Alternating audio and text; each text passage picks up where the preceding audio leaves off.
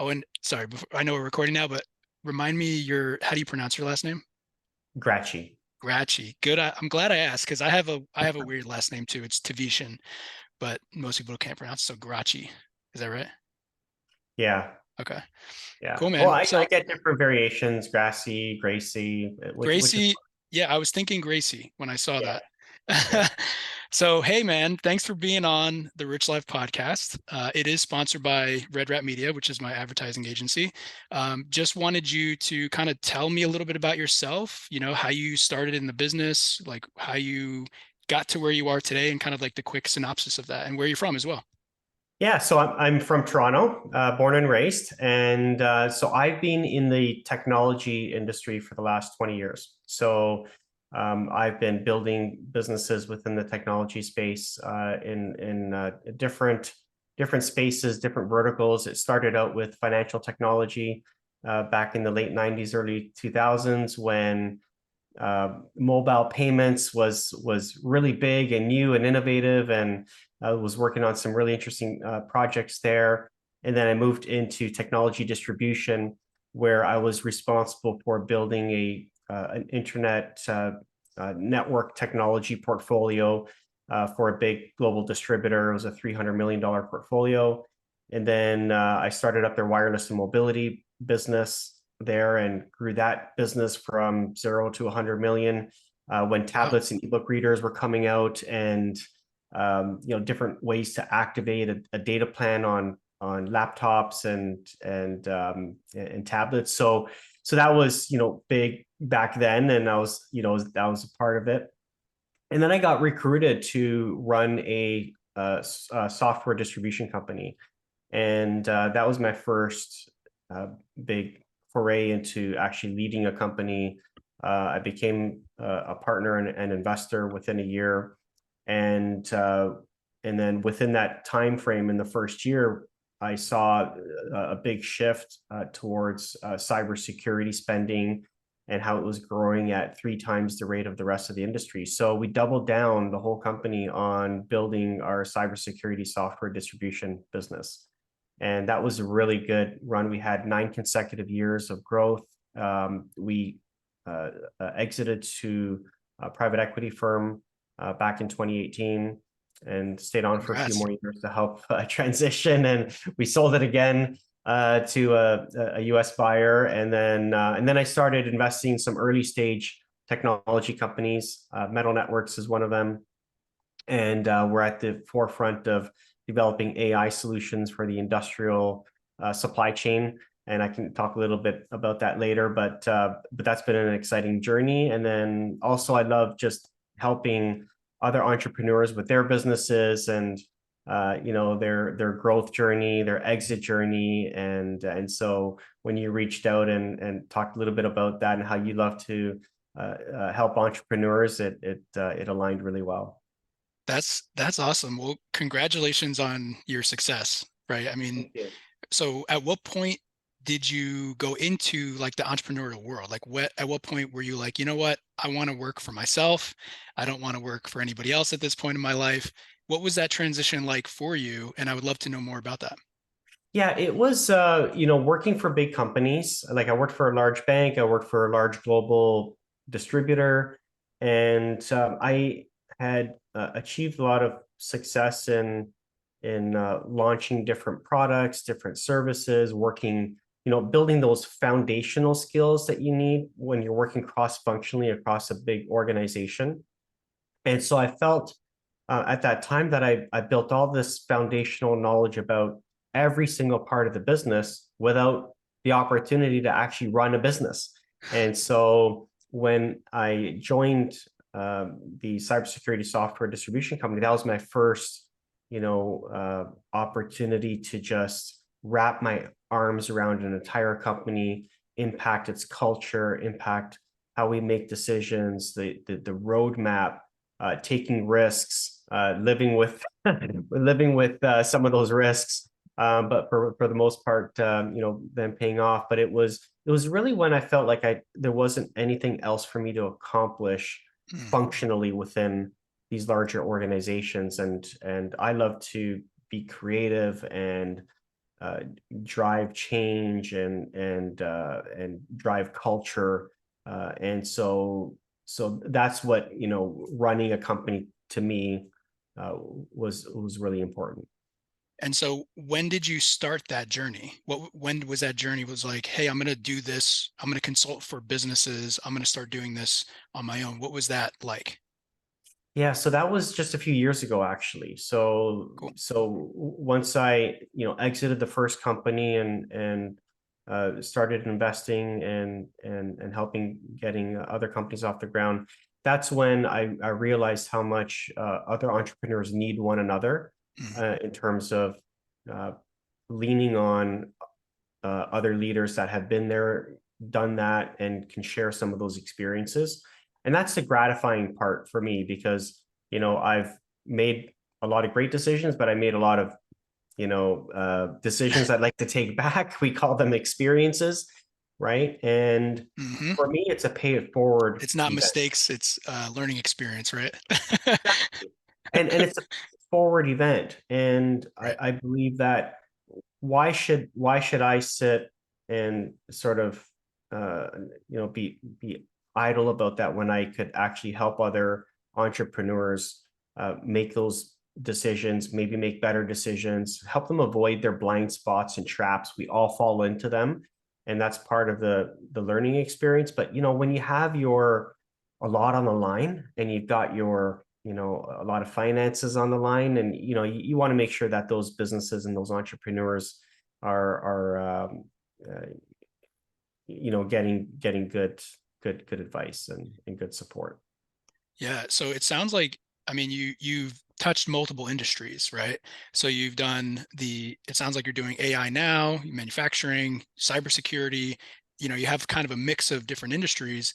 Um, what were some of the challenges, I guess, when you were working for businesses and even when you're consulting with businesses that you see either entrepreneurs or businesses consistently making? Like, what are those challenges and those things that you're going in to solve those biggest problems for them?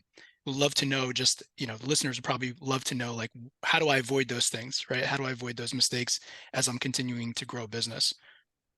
Yeah, and it's they're all related to going into new territory, and Mm, so every new technology area or ecosystem that I went into, obviously you don't have a deep knowledge of that particular space. So there's it can work one of two ways. You have fresh set of eyes on a business, and that spurs creativity and innovation and fresh ways of looking at things. But you also get those you have those blind spots, and so for any entrepreneur that's going out and starting something new, it's really around a lot of them have gone the same path that I did, where they worked for a big company and now they're finally running their own company. But there's different skill sets involved in running your own company. You have to be mindful of cash is king, and how to navigate around sales.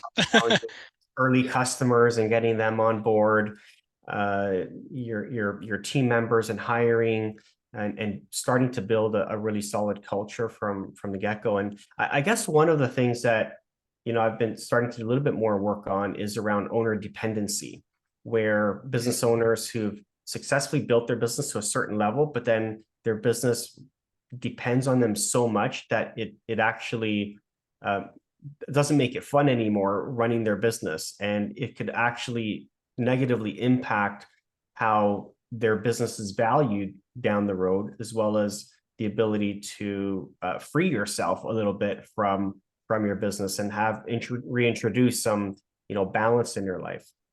that's interesting because what you're saying is, like, not to oversimplify, but you're saying if the owner steps away, is all shit gonna break, right? Like, is the whole company gonna just get destroyed? Absolutely. Because Absolutely. I think about that now, and I don't want to be that, the owner that the whole team depends on. Like, sometimes I want to be able to go, with my wife and travel for a week and 2 or 3 weeks and just let everything kind of work its own way through without me, right? So what are some of those things that you would suggest, whether it's like standard operating procedures or having strong leadership? Like, tell me a little bit more about that you've seen that has really helped owners not be dependent on their business and be able to step away. Yeah, so part of it is leadership and teams, and but that's on the surface that is appears to be the fastest and easiest way to solve that issue. I'm going to hire a general manager, or I'm going to hire a chief operating officer or something to take that load off. But what you're doing is you're transferring that dependency on another position. Okay, Mm, so what I do is I look at the business processes across the organization. I look at each functional group and the interdependencies between those groups. And then we start to tackle, okay, where can we build some automation or business processes that could help resolve some things? How do we help build autonomy within your teams so that they can make safer decisions, but closer to the ground where it doesn't, involve you directly? mm, How do we build some fail safes? So, for example, if you've got a functional area or some responsibilities that are critical and assigned to one person in the organization, and that person, always assume that person leaves tomorrow, or goes on an extended leave or something, what would happen? And so business owners often, they brace themselves and say, no, don't say that, because I really, we really rely on this person. But that's the moment where you need to put some time and attention, and sort of free up some of those bottlenecks. And one way to do that is to augment your team around some of those critical business functions with third-party providers, like partners that sure. have that backup and redundancy already built into their business. So I started doing that with my distribution company, and we built the business to, $100 million in revenue, but we were a high volume, low margin business with only 25 Mm, people on staff, right? So we had a couple of key areas that, if one person left, or there was a breakdown in terms of the function or the process, then it put us in a very, very vulnerable position. And I started bringing in different service providers to help augment some of those responsibilities. interesting. So you said high volume, low margin software distribution. I'm surprised because I feel like software generally is pretty high margin, right? So Yeah, what? for the software publishers, for the manufacturers. Oh Oh, yeah, yeah. But when got it. you're distributing software, it's a little bit different. Interesting. Yeah, So if you were to, I mean, congratulations on 100 million in revenue, right? Like that is a feat with 25 people, you said? That's it? yeah, 25? yeah. Wow. Amazing. We Congratulations. started at we started with 26 people at 40 million in revenue. So you can see the Yeah. scale up opportunity just by investing differently in technology, in people, making sure that you've got the right people in the right seats, and that you have a culture that is, you know, uh, spurring growth, that they're motivated, and so we had such a great business there. So if you had to do that all over again today, what would you do differently? Oh, that's a really good question. Yeah, I probably would have made more acquisitions earlier in the process, for sure. I think that would have just amplified our growth opportunity. But when I joined the company, there was a lot of things that needed to be foundationally addressed and fixed. So I focused the first couple of years on that. But there was consolidation already happening in the industry, and so we sort of missed a couple of opportunities where we could have gone in and made a few acquisitions early, or got investors to sort of amplify our growth. So you mean acquire other software distributors, essentially? Yeah. Yeah, that seems to be a common thread from like the 10 to 50 to 100 million. It's like, why reinvent the wheel when you could just acquire other small businesses that are in the same, doing the same thing, right? And then you acquire the team, you acquire their systems, the processes, and merge that together. I'm not quite there at that level, but I'm working Yeah. on it. So no, that's really interesting. So And a lot of it relies on outside capital coming in, and for a mhm, lot of business owners who like to have that control and autonomy of their business, bringing in, other investors, other capital, establishing formal boards, they could feel like that holds them back, right? And so there's different ways to do it. There's different types of financing, different types of investors, but Mhm. it's important not to sort of paint everybody with the same brush. You can get some really solid partners, investors in the business that would still let you, run the business and do things autonomously, but with the opportunity to bring capital to make some of those acquisitions or invest in certain growth areas. Yeah, that makes sense. So to get to your first million, what was that like? I mean, and what was the team structure? Was it just you? Was it a few people? Tell me about that, because the people that listen, typically they're trying to get their first seven figures, right? Yeah. And I think there's different stages of business, right? Like there's the first, let's just say the first 10K a month, right? And then the first 30K, the first 60K, the first million a year. And then there's the 1 to 3, and then the 3 to 5, and then the 10 plus. What was that first million like with this company? Um, and like what were some of the marketing channels? What were some of the sales processes? How did people know who you were for you to even help them? Like what did that look like for you in the early stages? Yeah, I mean, having a strong marketing engine is really important, and that's fundamental today because there's so many channels to communicate, so many ways to get your message out, Sure. which applies to everybody, right? So cutting through the noise is really important. So getting that awareness, There's a lot of noise out there too. There's a absolutely, ton. absolutely. But Yeah. I would say the first, the first and foremost, it's getting those first hires right. And Mm, if you look at those successful companies that got off, to the, their first seven figures in revenue, it was really important that they actually attribute a lot of their early success with those first few hires in sales and marketing that really help them grow. And a lot of sales do get closed in that first million by the founder and the CEO. But those first few sales reps and marketing reps that come on board, really really critical. And so you have to have your hiring really honed in, mm, and have that sort of matching mechanism where you're matching that person, their profile, to the role and the company and the culture and your own management style. There isn't a as much as there is a science to hiring, great people, I think what it comes down to is the right fit too, and that your interests are aligned and they're really motivated to helping you grow. yeah. I think that's so critical, like having that alignment of values, right? Yeah. If the employee's not meshing well with the company values and culture, then it's they're just taking away from the culture. Yeah, and that's why I'm a big fan of culture building, very, Yeah. very early in the process, because it starts to influence how your day-to-day decisions are made when you're not there.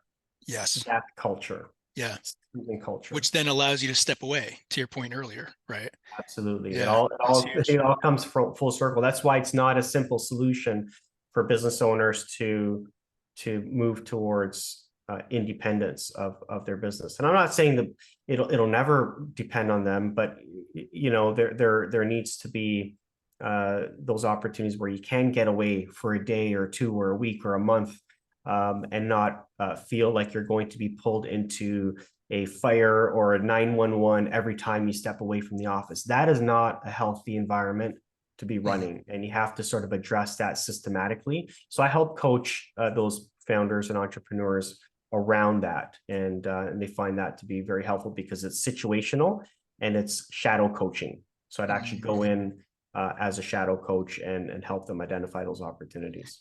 Yeah, that's a good transition into the next question I wanted to ask you, because clearly you've done amazing things in terms of business, right? And so like what like when you exit large, when you exit these companies and you get those checks and you're like, okay, what do I do now? Right? It's easy to just go lay on the beach for a little while and do nothing for the rest of your life, right? When you have that. And I'm a big believer in passive investing, real estate investing as well. So I have, properties like that too. But sometimes I think, what's compelling me to keep going, right? Like once you collect that check and exit, it's like, well, what's compelling you to keep going? So that's my question to you. What fires you up, Joe, about this, about business, about entrepreneurs, about SMBs, that compels you to keep going and to either help people or whatnot? Would love to know your kind of thoughts on that. Yeah, I'm just a perennial business student. I love learning. I'm constantly learning about business, and that's what drives me forward, because learning is experiential, number one, but it's also, you can go into business in different areas, different industries, and you'll be challenged as a business leader in different ways. So that's what keeps me moving forward. And I love to see people succeed around me, and there's nothing more gratifying to me than when I have, former colleagues or coworkers or teammates, that have sort of moved on, and they still reflect on the environment and the culture that you built in the company, or how you perhaps influenced their career, in the past. And so to me, that is,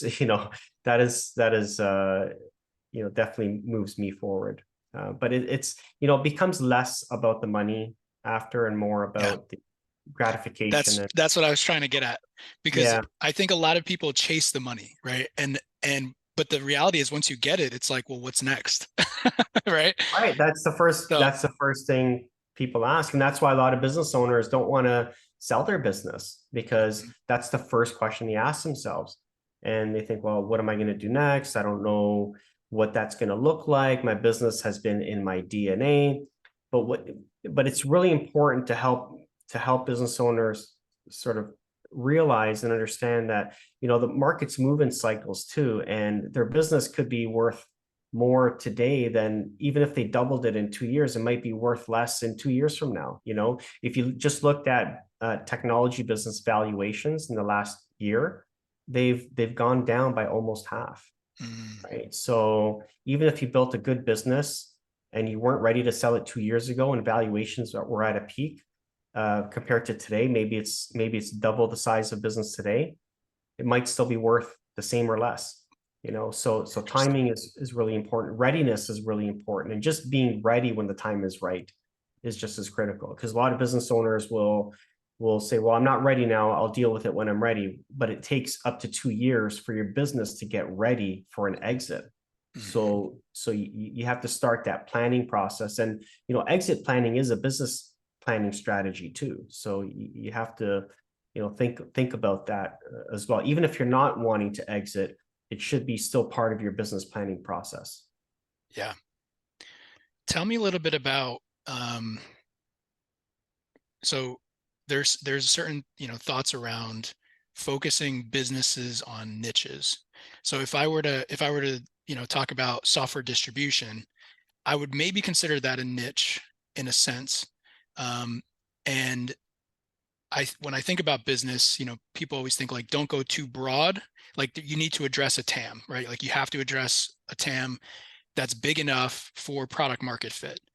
But at the same time, you also need to address, the you have to create the right messaging for the right market and for the right audience to really get those sales and to support those customers.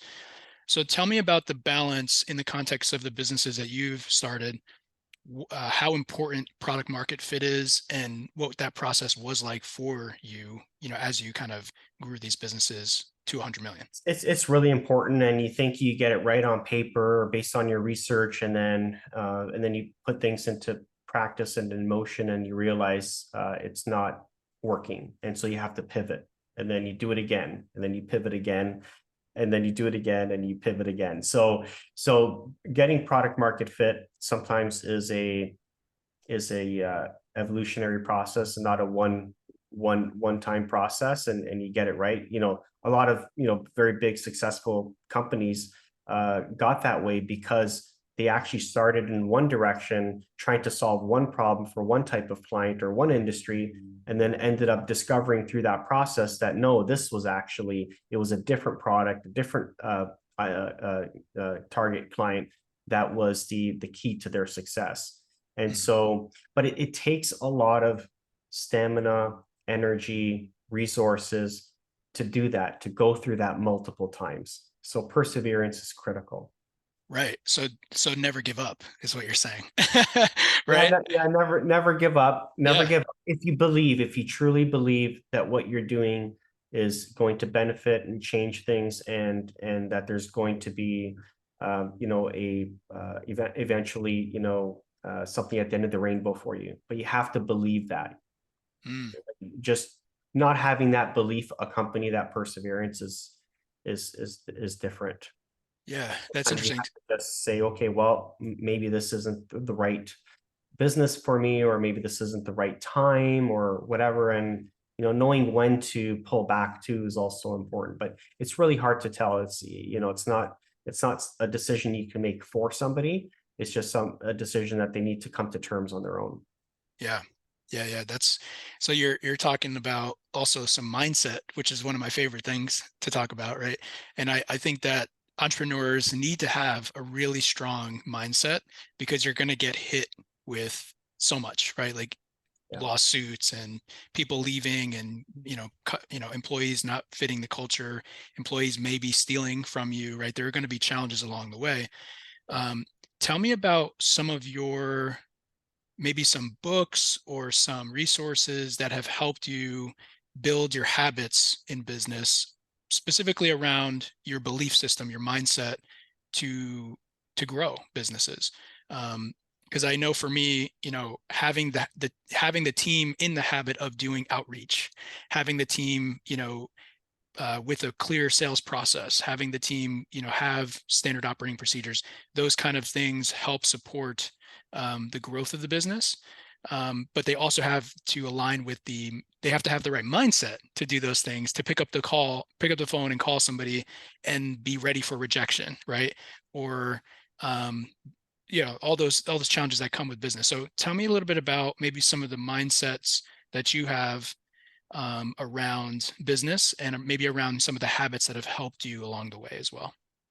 Yeah, so I would say one of the most important books, or two of the most important books that I've read, is Atomic Habits and The Obstacle is the Way.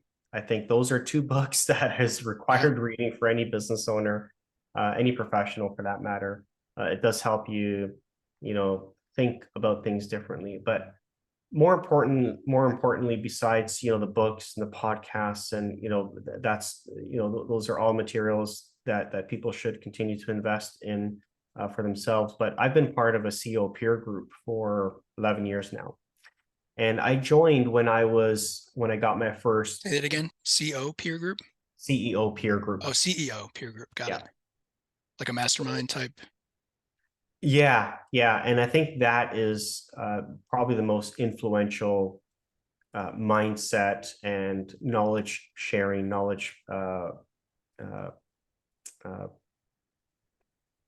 uh, practice that I've Yeah. had. So, in 11 years, it's opened my mind considerably, because I'm meeting with other business owners every month, sharing our issues, challenges, opportunities, threats, and we talk about everything under the sun which affects the business owner. And so that's been a very influential piece to my learning. I call it my classroom. I meet with my group. There's 16 of us, with a group leader, former CEO, who I also have one-on-one coaching sessions with.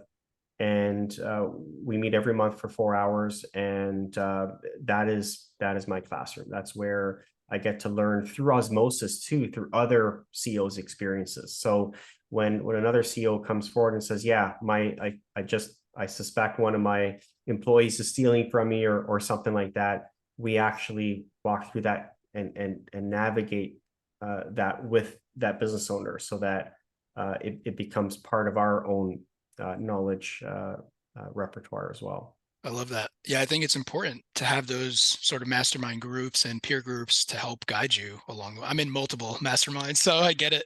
Yeah, yeah. I know we're a little over time here. I want to be respectful of your time, but before we go, would like to ask you, what's the best place that the listeners can reach out to you? Maybe it's a website or social.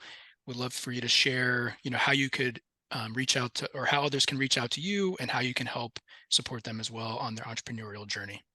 Yeah, LinkedIn is the best way to reach out to me, and just send me a personalized message so I know it was you're listening to the podcast, and make that reference. So LinkedIn, Joe Gracci is the URL, and yeah, that's the best way to connect with me. Awesome. Well, Joe, hey man, thanks for being on. I appreciate you. And Thank you. I'll stop recording now.